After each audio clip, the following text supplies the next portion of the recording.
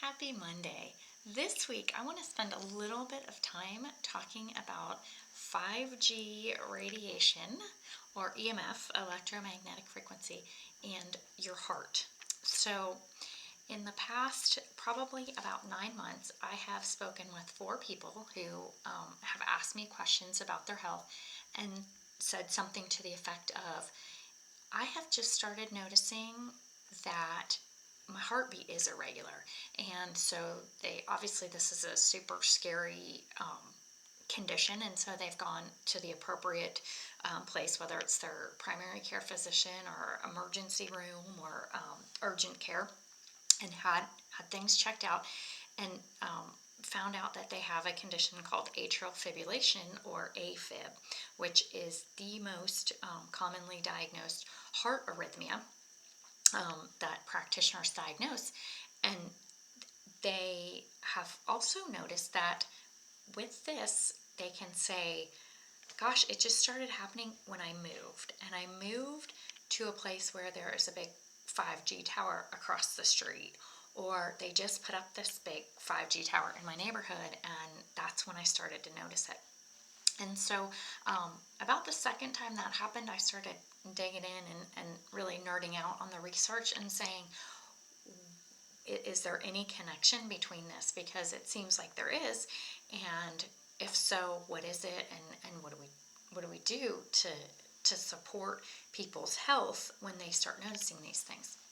So I wrote a blog article about it, and I included some links to some studies that have been done in this area. So if you want to read that, it's drjeni.com /blog, and there'll be a 5G in your heart article on there. But the long story short is that what is happening, that this type of EMF exposure from 5G towers, the oxidative damage it causes affects our levels of nitric oxide. The way that it produces oxidative damage is specific to the nitric oxide pathways, and it decreases your levels of nitric oxide, and that is linked to possibly this AFib, or this heart arrhythmia.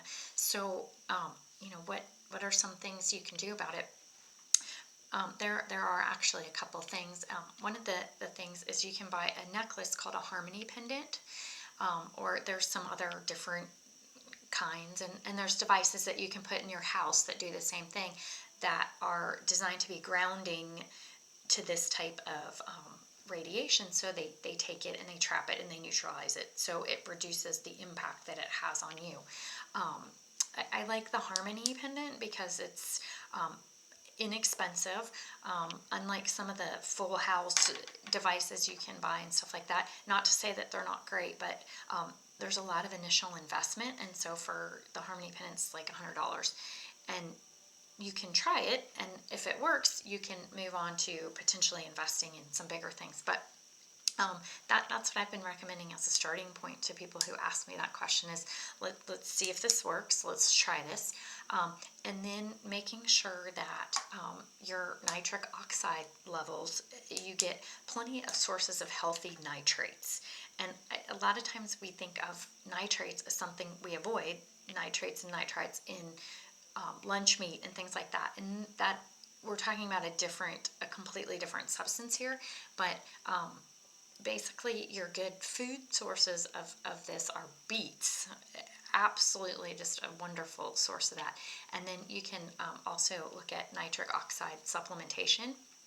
And if you have a specific question about that, just reach out to me, and I'll talk to you a little bit about the ones I like. There are things that I would order, but that's one thing you can do.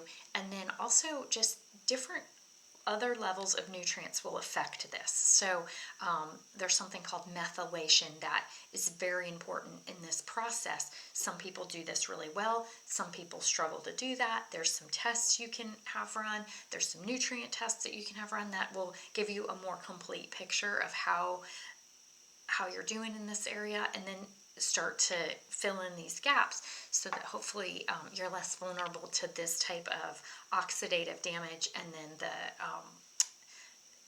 the effects of it moving forward, something like AFib and things like that. So anyway, I think this is going to become a bigger and bigger issue as we see more of these cell towers come in and these 5G structures being put up everywhere.